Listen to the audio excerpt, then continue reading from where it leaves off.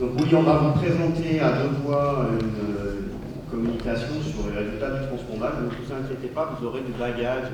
C'était effectivement un choix personnel en discutant avec Julie de faire le parallèle entre une technique ancienne qui était le bagage et donc le transpondage qui est une technique plutôt récente. Donc ce marquage, et je fais l'introduction, il se fait dans le cadre d'un grand programme sur les cryro-cavernicoles de Nouvelle-Aquitaine, dont vous avez déjà entendu parler pour ceux qui assistent aux rencontres, principalement sur le Grand Rhinolophe, et qui s'est élargi depuis peu, en 2020, au chiroptère cavernicole sur l'échelle de Nouvelle-Aquitaine. En gros, je fais court sur l'intro. Donc le miniotère de Schrevet, c'est une espèce cavernicole qui se rassemble régulièrement en grosses colonies, qui est aussi un mangeur de petits papillons comme la barbastelle, pas que, mais voilà. Dont la première présence de l'espèce en France date de 1877 en Rhône-Alpes. Merci Michel pour cette découverte et cette petite pépite découverte dans un muséum de Gap, je crois, de mémoire. Présente depuis longtemps, qui a été énormément étudiée, vous verrez, via des programmes de bagages dans les années 50 à 70. Et donc cette communication, elle se propose de faire le parallèle entre ces résultats de bagages et les premiers résultats de transpondage, parce que c'est des premiers résultats.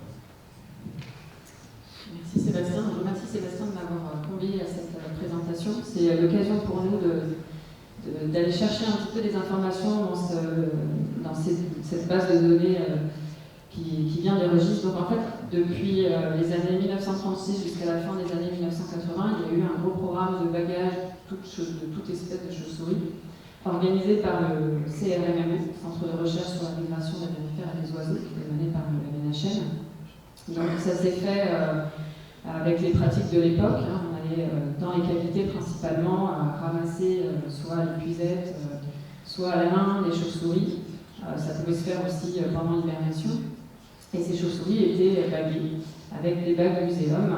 Voilà. Donc il y a quand même eu à partir de 1976 un mouvement d'alerte sur ces pratiques avec une fin officielle du bagage en 1976 et on a encore des bagues posées à la fin des années 80.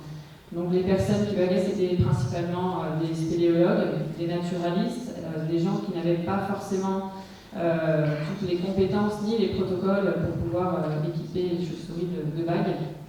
Mais voilà, il faut remettre ça un petit peu à l'époque, ça a quand même apporté pas mal d'informations.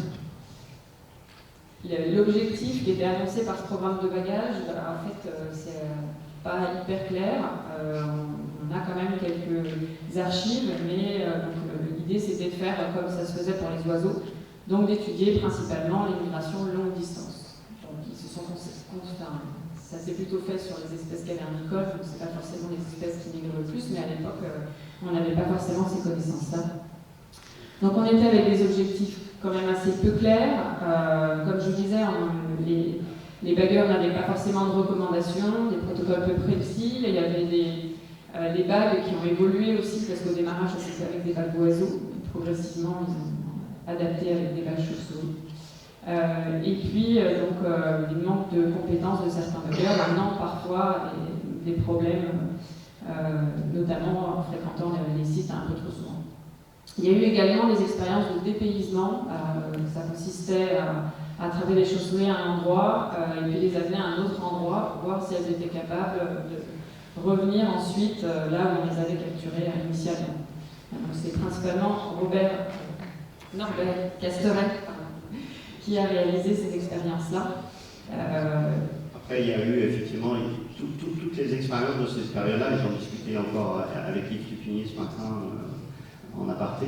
Toutes ces expériences-là, elles se sont faites avec les connaissances que les biospéléologues et les spéléologues avaient à cette époque-là. Donc, en gros, ils ont tenté des choses qui, effectivement, de déplacer, Pierre Constant a déplacé des individus comme ça d'une cavité à l'autre. Ils ont fait des déplacements, ils essayaient d'estimer les vitesses de déplacement en relâchant les individus, en s'éloignant des cavités et en voyant combien de temps ils mettaient pour rentrer dans la cavité. Enfin, c'est des choses qui, effectivement, aujourd'hui, on ne ferait plus, mais ils faisaient en essayant avec les moyens qu'ils avaient de l'époque. Je ne ferai pas la distinction avec les détecteurs. Je pense que vous savez la taille des détecteurs qu'on avait à l'époque quand on étudiait les chauves-souris. Donc globalement, il y a quand même assez peu de publications. Ces données ont été peu exploitées. Il y a un bulletin du CRMO qui avait été publié par Bayo. Et il y a quand même une thèse qui a été publiée en 1997 sur les données du Minioptère de Schreber. C'est une thèse d'avril, dont on parlera juste après. Oui, il y a quand même un record de longévité qui ressort de tout ça, sur un grand rhinolophe de 30 ans et 6 mois, et qui a été publié par Kober, et observé par Kober aussi. Donc toutes ces données-là, elles étaient dans les registres du bagage, que vous voyez en haut à gauche. Et elles ont été dépoussiérées, notamment c'est à l'initiative de Grégoire Louis, qui est là, qui, quand je suis arrivée en poste au MNHN, m'a dit que ce serait bien d'en faire quelque chose, avec aussi Christian Carpariot et Jean-François Julien. Et donc, il a fallu saisir ces données-là. Alors, je vous rassure, c'est pas moi. Et il y a eu donc 134 239 données qui ont été saisies. Et là, je ne sais pas si elle est là pendant les rencontres, mais c'est Roxane qui travaillait au Muséum de Bourges qui les a saisies. Donc, bravo à elle. Et donc, ça concerne 26 espèces sur 21 régions. Visiblement, le Nord-Pas-de-Calais n'appartenait pas à la France à cette époque-là. Et donc ça représente 127 425 bacs posés quand même, et 6 514 contrôles. Donc là déjà on se pose quand même pas mal de questions quand on voit juste ces deux chiffres. Il y avait très peu de contrôles et 297 reprises. Donc la différence entre contrôle et reprise, contrôle c'est de la lecture de bagues sur un animal vivant qui repart, et reprise c'est quand on trouve soit une bague sur un animal mort, soit quand on la retrouve dans un tas de bagues. Donc là, vous avez la carte de la répartition des communes, pas forcément des sites, parce que c'est difficile d'avoir des coordonnées géographiques de tous les sites. Donc on a fait à l'échelle de la commune, donc pour toute espèce confondue. Donc ça représente 1487 communes. Et le graphique à droite représente la répartition en fonction des mois du nombre de bagues posées ou du nombre de contrôles. Et donc, vous voyez qu'il y a quand même principalement des captures qui se sont faites tout au long de l'année, mais avec un effort en particulier pendant les mois d'hibernation. C'est aussi parce que c'était plus facile, je pense. Voilà. Et que pour certaines espèces, dont le minioptère, c'était jackpot quand on pouvait capturer des colonies de minioptères, étant donné qu'on capturait vite 1000 individus d'un seul coup.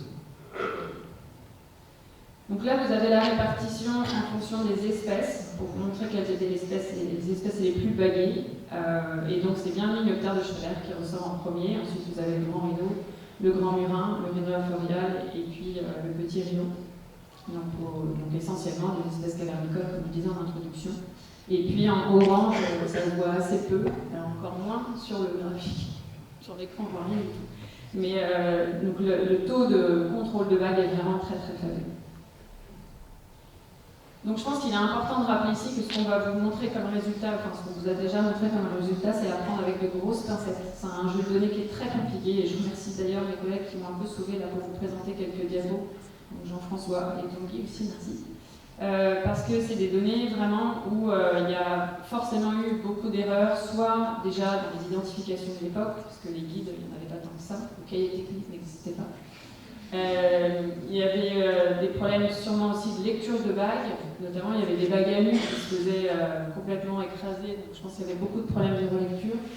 Et puis la chaîne de retranscription était quand même longue parce qu'en passant du terrain, de l'observateur, en passant par les centres relais jusqu'au MNHN, à se retrouver écrit manuscrit sur les registres, il y avait de quoi quand même se tromper dans un numéro ou dans une autre. Donc c'est des données qui ne sont pas toujours complètes, on n'a pas toujours les infos par exemple sur le sexe ou l'âge. Ça c'est une grosse difficulté pour nous, c'est tout ce qui est site, parce qu'on n'a pas forcément des sites précis. Quand on a la commune, déjà c'est bien. Et puis il y a des problèmes d'homonymie qui nous ont posé beaucoup de problèmes pour identifier et attribuer des coordonnées géographiques.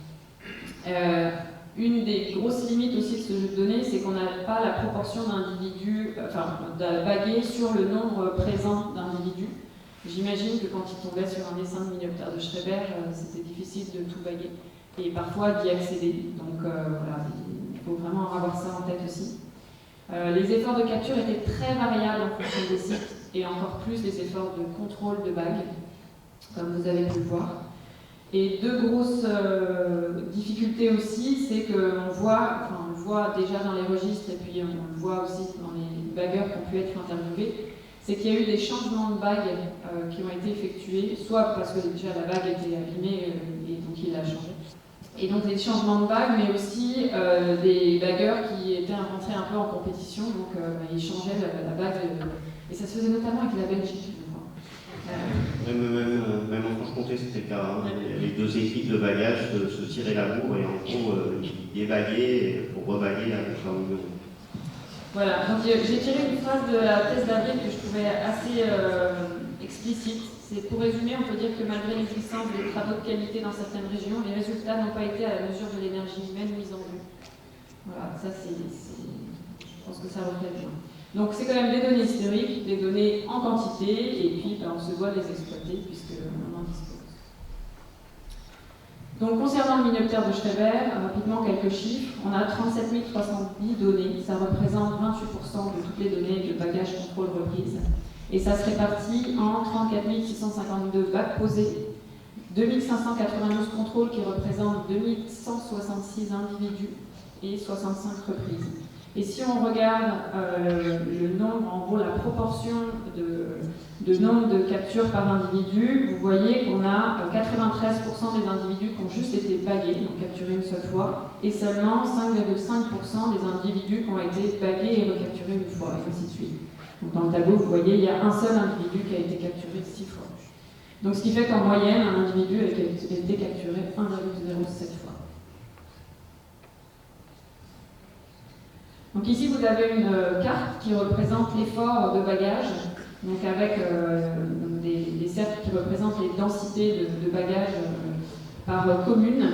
Donc il y a 148 communes où il y a eu du bagage. Je vais vous présenter juste après les contrôles, je ne pouvais pas le mettre sur la même carte parce que sinon c'était complètement illisible. Mais vous voyez qu'il y a quand même deux grosses localités, deux gros endroits, enfin deux grosses régions, deux régions où il y a eu beaucoup de bagages. C'est principalement Bourgogne-Franche-Comté et la Nouvelle-Aquitaine. Et puis c'était un peu plus dispersé sur tout le pourtour méditerranéen et puis côté aussi Occitanie. Alors il n'y a pas la Corse, il y a bien des minoptères en Corse, je suis désolée, c'est un petit défaut dans l'analyse des données, ça a sauté, mais il y a eu aussi des captures en Corse. Et quand on regarde les contrôles, alors c'est pas la même échelle parce que là aussi en fait il y avait tellement eu peu de contrôles qu'on a divisé par 5 je crois cette notion de densité. Mais vous voyez ici, donc il y a un peu plus de communes de contrôle, il y en a 194 parce que occasionnellement il y avait un petit peu plus de bagues. Mais bon, c'est pas très flagrant non plus sur cette carte. Je vous ai juste mis les cartes actuelles pour vous montrer la répartition, pour ceux qui n'avaient pas en tête la répartition du minoptère de Schreiber aujourd'hui.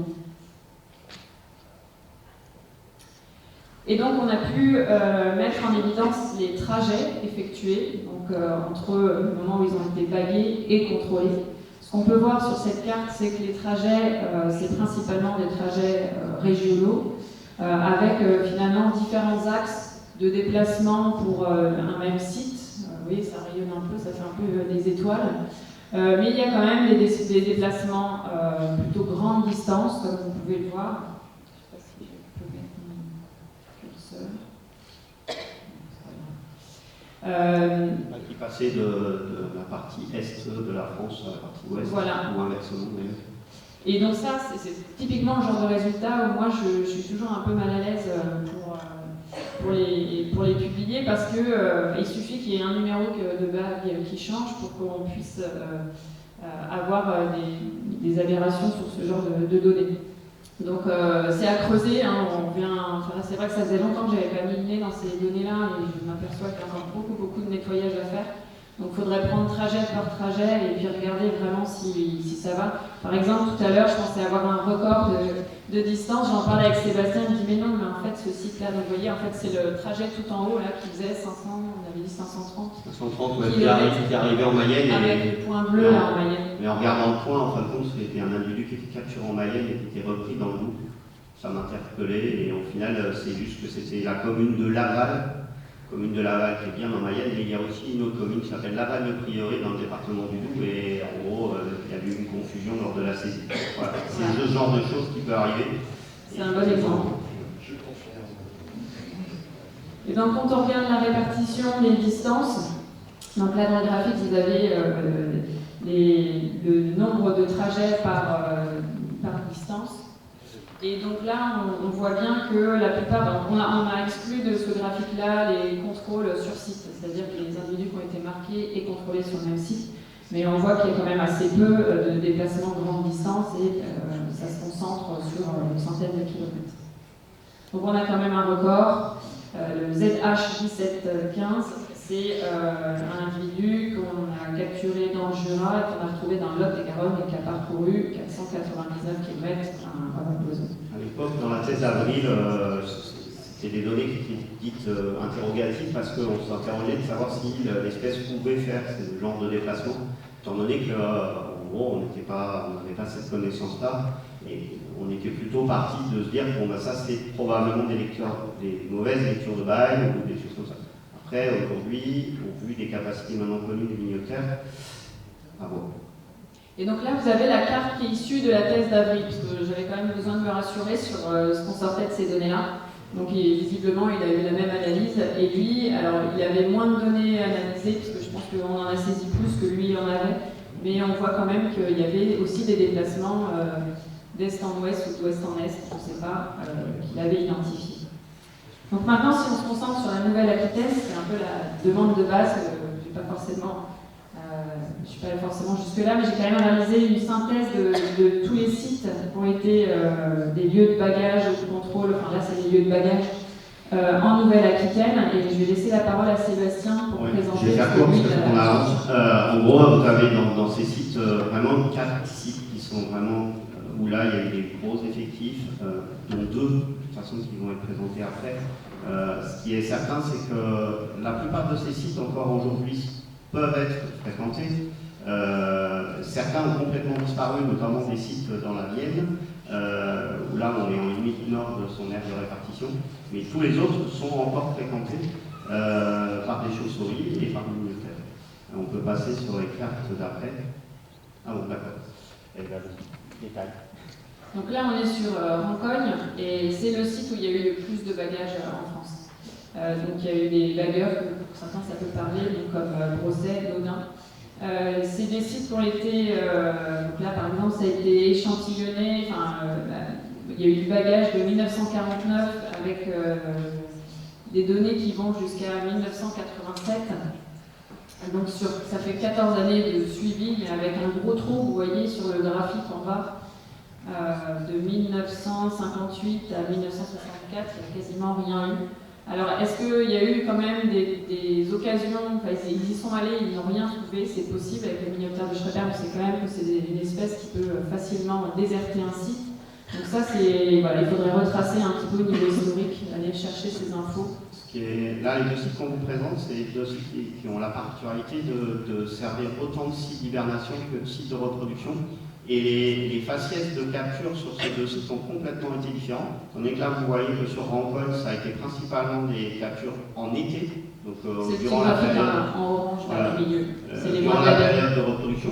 Ce qui, comme le dit Julie, ce qui est interrogatif, c'est qu'on s'aperçoit qu'ils capturaient autant des mâles que des femelles, enfin en tout cas, ils baguaient autant des mâles que des femelles, ce qui veut peut-être dire qu'il y avait sûrement des jeunes bagués, mais en tout cas. Et alors que le focus suivant, on voit sur Laffage, là c'est l'inverse. On est vraiment sur un site où le marquage a eu lieu en hiver, qui s'est concentré, comme vous le voyez, sur une année où je pense qu'ils ont fait le jackpot, parce que, pour connaître un peu le site, moins bien que Michel Barato, que le site, en fonction des années, je pense qu'il y avait des années, ils ne pouvaient pas capturer parce que le plafond, l'endroit d'installation de la colonie minioptère était trop haut pour être capturé.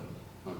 Et c'est quand même, en regardant ces 2 sites, on s'interroge aussi sur toujours cette notion de contrôle. Pourquoi il y en a eu si peu, alors qu'ils se sont quand même appliqués, parce que c'est un des seuls sites, ces 2 sites sont les seuls, pas quasi, mais il n'y a pas autant de sites qui ont des informations sur le sexe des ces individus. Alors que là, la proportion de NA, vous voyez, sur ces deux graphiques, là, qui sont sur les diagrammes en haut à droite, il y a quand même eu beaucoup de données de sexage, ce qui était assez rare. Donc il y a quand même une volonté de faire des suivis corrects.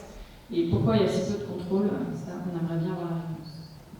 Alors, moi, je vais passer, finir par le transpondage. Donc, en gros, fort de l'expérience sur le Grand Rhino et d'avoir fait un peu de bibliographie sur les expériences de transpondage qui ont eu lieu en Australie, on s'est lancé en 2020 sur la Nouvelle-Aquitaine de transponder donc, du minioptère. L'objectif était de savoir un peu comment l'espèce allait pouvoir se comporter et ensuite on avait l'expérience du Grand Rhino. Donc en gros, sur 2 années, on a marqué 1097 minioptères sur 15 sites différents. Donc avec des transpondeurs identiques à ceux qu'on utilise pour le grand rhinolophe, qui représentent donc entre 0,5 et 1% de poids. Le marquage il a eu lieu spécifiquement après la période de reproduction. Donc vous voyez la répartition par région. Vous avez la carte donc, qui dit, bien entendu, on a été marqué des individus sur Rancogne et sur la phage. Le sexe ratio au niveau femelle et mâle était à quelque chose de très identique. On a aussi capturé des jeunes de l'année qu'on a marqués, même si effectivement la majorité ce sont des adultes qui ont été marqués. Et donc là, la répartition s'est faite sur les 2 années. Et on peut faire la slide suivante.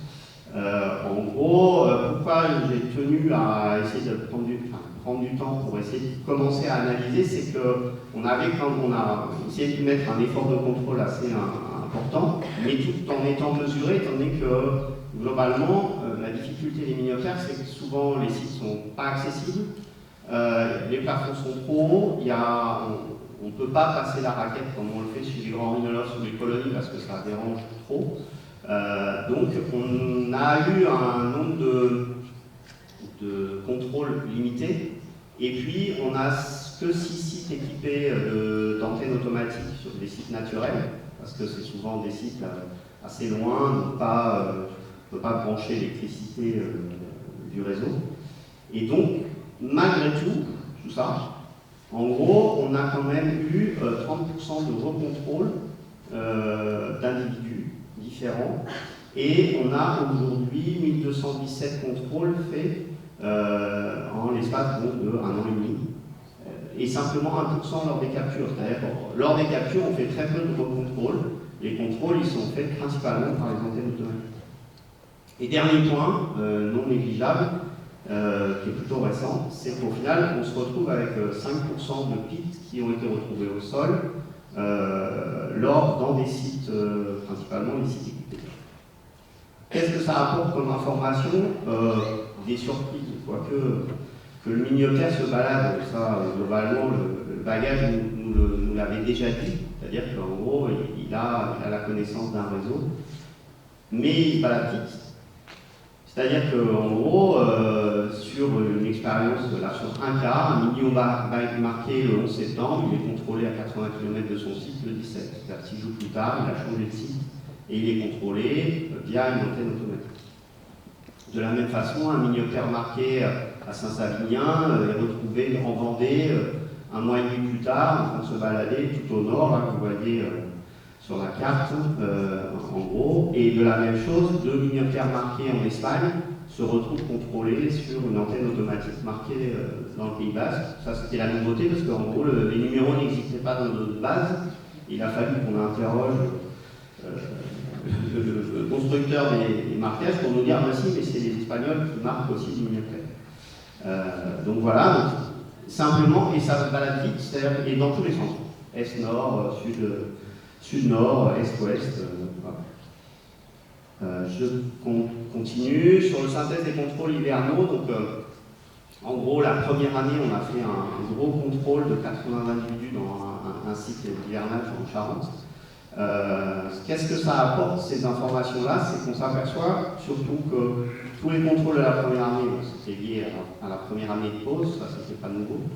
Par contre, la deuxième année, on pensait qu'on aurait des contrôles de la première année de pause, et au final, sur 102 contrôles, on n'a que 3 contrôles d'individus qui avaient été marqués en 2001.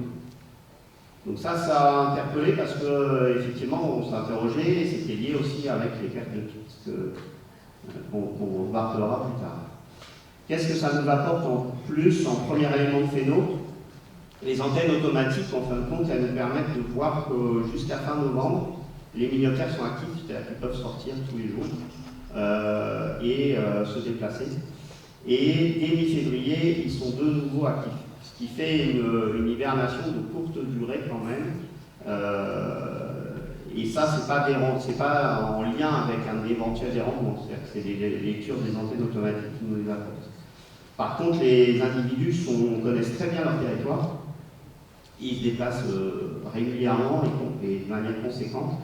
Là, vous avez en bas à droite de la diapo un minioptère mâle marqué dans le Pays Basque durant l'été, qui est contrôlé sur une antenne automatique dans le Pays Basque, et 2 jours après, il était dans un autre site en estuaire de la Gironde, à 240 km au nord. Et en 2 nuits, c'est ces 240 km, sont quasiment en ligne droite. Je ne sais pas où il s'est arrêté, mais en tout cas, il a bien été recontrôlé rapidement. Et sur les sites équipés, donc sur les sites équipés, voilà, vous avez un exemple de phénologie qui nous apporte des informations. On voit bien que régulièrement, on a des contrôles. Et puis d'un seul coup, fin octobre, on a un apport d'individus. Ce site n'est absolument pas, n'est qu'un site de transit. C'est ni un site d'hiver, ni un site de reproduction. Et donc en gros, on voit bien que là, il y a eu un échange. Et en plus, sur ce site particulièrement, c'est qu'on a des individus qui viennent d'Espagne qui arrivent sur ce site, et des individus qui viennent de Gironde et qui arrivent sur ce site et qui repartent. Donc il y a vraiment du brassage de manière importante. Et tout ça à plus de 200 km à chaque fois de ce site. Avant de finir, j'aborderai la perte de pic parce que ça a été une nouvelle. Aujourd'hui, la perte de pic sur les grands rhinolophes, on n'a quasi pas. En gros, on est à 1 pour 1000, c'est vraiment très très faible. Là, on a commencé à trouver des pics dans les sites.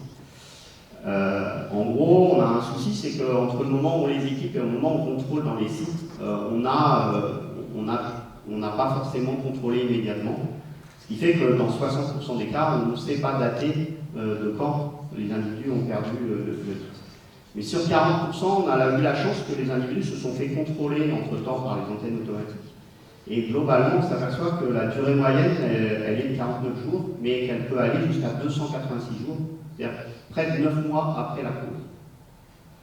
Et la seule explication, l'hypothèse, c'est bien l'expulsion du pic du système du corps étranger, et que globalement, les individus, même après plusieurs mois d'installation, eh bien, ils expulsent.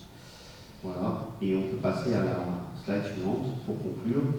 Si on compare les résultats avec le bailliage, donc effectivement, là, dans le cas du bailliage sur la Nouvelle-Aquitaine, près de 9000 individus baillés, moins de 2% de contrôle. Là, on transpose 1097 individus. On a 30% de contrôle en bas 2 années. Donc ces résultats ils permettent de renforcer les connaissances sur cette espèce. Bien entendu, rien de nouveau, mais ça va être des notions de réseau devient encore plus importante pour cette espèce. Et aujourd'hui, nous, notre principale interrogation dans la suite du programme, c'est vraiment cette notion de perte de pic et de la pression de contrôle qu'on doit y mettre derrière si on veut que les résultats soient à la hauteur. Voilà, je vous remercie. Merci.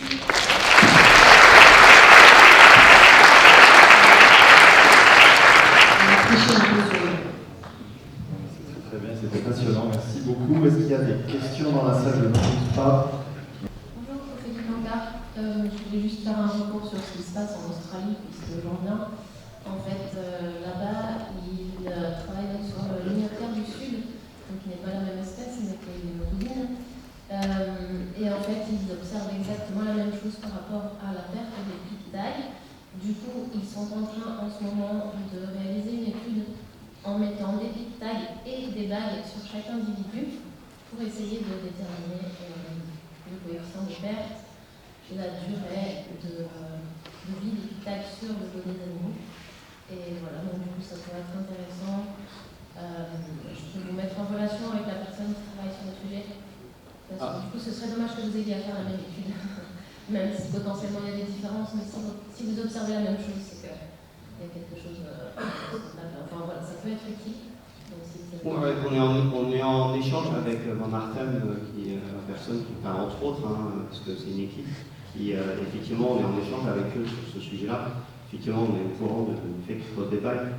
Je vous avoue que la double peine m'interpelle, on va dire. Donc pour nous aujourd'hui, on n'en est pas là. Là, on en est surtout à voir quels vont être les résultats, notamment sur les dernières infos, sur la recherche des pics dans les différents sites, pour savoir si on est au-delà encore de 5%, avant de se prononcer et d'échanger aussi avec les scientifiques pour savoir si cette perte va biaiser les résultats, en gros, sur le long terme. Et je voulais savoir, je vais que tu as échangé avec Frédéric Cousin, parce que Grand Murin est entre les deux, entre Grand Maino et sur Grand Murin, c'est plutôt les jeunes qui perdent. Et il y a une réduction flagrante depuis un col chirurgical. Je ne sais pas si vous utilisez la même méthode, mais. La pointe de colle, elle est déjà faite comme chez le Grand Rhino, et c'est pour ça que c'était assez confiant dans le fait que ça puisse marcher chez les miniatures. Aujourd'hui, la seule info que j'ai, c'est que sur les 51 pics, ça touche, semble-t-il, un peu plus les mâles en termes de proportion de pourcentage, en fait, statistique, que les femelles. Après, encore une fois, il faut être prudent, et surtout, la recherche de perte de pics, elle est compliquée en fonction des sites. Donc, tant qu'on n'aura pas vraiment fait cette recherche fine de manière systématique sur tous les sites, parce qu'il est probable, il est possible que les pics soient perdus sur des sites de transit du fait de garde assez longtemps.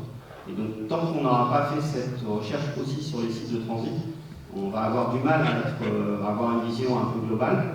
Et puis, effectivement, on échange avec les Australiens pour savoir un peu leurs pistes à eux, pour qu'on voit, et surtout, on s'interroge sur est-ce que ça vaut le coup de continuer ou pas, parce que, comme on ne l'a pas dit, mais c'est une méthode, la méthode est intrusive, vous la connaissez, elle est non négligeable, donc il faut que derrière, les résultats qu'on enregistre, ils puissent être utilisés. Là-dessus, c'était un commentaire-question, c'est-à-dire que tout dépend de la question que tu poses. Oui. Et c'est ce que tu nous as répondu, que jusqu'à 10%, c'était pas. Non, c'est pas une question de pourcentage, c'est déjà la question sur l'histoire de mouvement, qu'il les perde ou pas, tu t'enregistres des mouvements. Après, oui, voilà. Si tu veux faire de l'activité, si tu veux faire de la survie, si tu veux faire d'autres trucs, ça devient problématique. En gros, la question, effectivement, c'était aussi la survie, comme le grand rhinolophe. Oui, David Picot. Est-ce que sur les carnets, vous avez le CRPPO, le carnet historique, c'est vague? Est-ce que vous avez je sais pas, en observation, le type d'analyse qu'ils avaient effectué, c'est-à-dire translocation ou pas? Parce que je pense que ça peut grandement affecter aussi les résultats. S'il y a un taux de survie vraiment très très faible. Oui. Alors on a les registres, on a des fiches aussi de contrôle qui n'ont pas forcément été toutes saisies, et on a des courriers, il y a plein de publications, quand même pas mal de publications. Donc il y a vraiment tout un travail d'archive à faire aussi pour comprendre les pratiques de l'époque et aller plus loin pour pouvoir interpréter ces données-là. J'ai eu une grosse frustration, je le disais à Sébastien tout à l'heure, c'est que j'avais lancé un stage en histoire des sciences pour justement archiver déjà toutes ces informations et puis en tirer des informations sur les pratiques et notamment éthiques. Et j'ai jamais eu aucun candidat sur mon sujet. Mais il va falloir que ce soit fait, et Sébastien m'a dit j'attends la retraite. Voilà, c'est ça. Je suis engagé à la retraite de toute façon.